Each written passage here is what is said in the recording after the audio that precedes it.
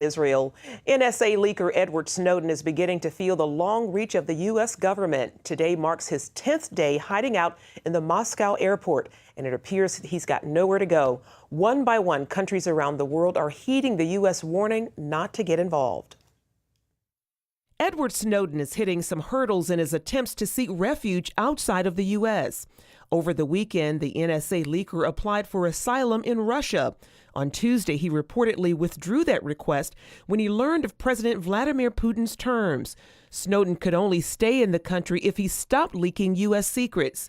The U.S. and Russia don't have an extradition treaty, but President Obama says high-level talks continue. Mr. Snowden, we understand, has traveled there without a valid passport, without legal papers, and we are hopeful that the Russian government makes decisions based on the normal procedures regarding international travel and the normal interactions that law enforcement have. Putin doesn't seem to be on the same page, saying he has no plans to turn Snowden over to the United States. WikiLeaks says Snowden's requests for asylum from several other countries have recently been denied, and Ecuador, his original destination, is beginning to distance itself, giving mixed signals about whether it will shelter him.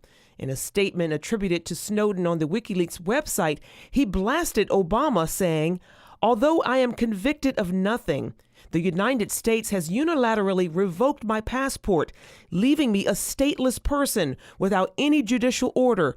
The administration now seeks to stop me exercising a basic right, a right that belongs to everybody, the right to seek asylum." Over the weekend, Snowden leaked that the U.S. has been eavesdropping on European Union offices in Washington and New York. President Obama says if he wants to know what U.S. allies are doing, he'll simply ask them. But European leaders are now demanding answers. President Obama said Monday the U.S. would provide allies with information about that report that the NSA had bugged EU offices, but he also suggested such activity by governments would hardly be unusual.